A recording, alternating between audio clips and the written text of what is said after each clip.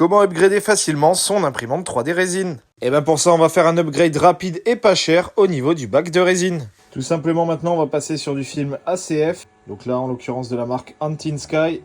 Par contre, attention, l'épaisseur est de 0,3 mm et non pas de 0,15, ce qui veut dire qu'il va falloir refaire le nivellement de cette machine. Bon, du coup, l'ACF, c'est quoi?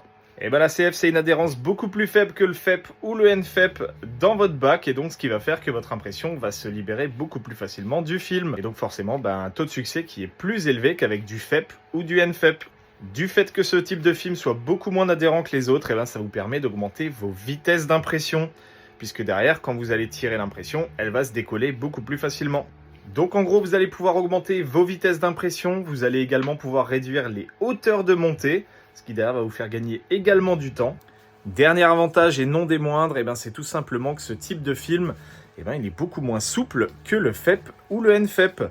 Et donc sur des machines grand format type Mighty ou supérieur, Mega 8K, etc., vous allez avoir votre film qui va se détendre beaucoup moins au centre du bac. Ouais, parce que votre film, c'est un peu comme un tambour ou un trampoline. Et donc plus c'est souple, plus derrière ça va accrocher. Alors l'idéal dans l'impression 3D résine, ça serait d'avoir un matériau totalement rigide qui ne se détende pas, type verre ou plexiglas. La problématique, c'est qu'en fait, ces matériaux ne laissent pas passer la lumière UV de manière suffisante pour pouvoir faire fonctionner cette technologie.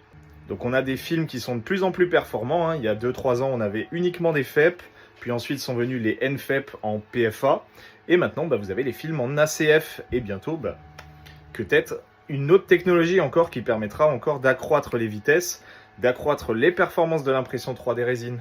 Alors clairement, quand vous avez ce type de film dans les mains, vous vous rendez tout de suite compte qu'il est beaucoup plus épais, c'est ce que je vous disais, il fait 300 microns au lieu de 150 habituellement. Et petite chose à laquelle il faut faire attention, c'est qu'il y a un sens de montage. Donc vous avez une face qui va aller côté light source, donc côté lumière UV tout simplement. Et forcément l'autre côté qui va aller côté résine. Alors attention, il y a un film de protection bleu sur une des faces et pas sur l'autre. Et bien entendu qu'il faudra retirer. Alors une fois monté, vous voyez, c'est un petit peu opaque, mais c'est tout à fait normal.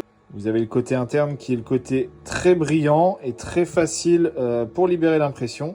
Et côté écran, vous avez le côté mat, donc c'est bien le côté qu'il fallait mettre du côté de la lumière UV. Alors est-ce que tu connaissais ce type de film pour ton imprimante 3D résine et est-ce que ça t'intéresse? N'hésite pas à me le mettre en commentaire. Si jamais ça t'intéresse, sache qu'ils sont disponibles sur mon site internet, dispo dans la bio. Allez, moi je vous fais des gros bisous et à plus!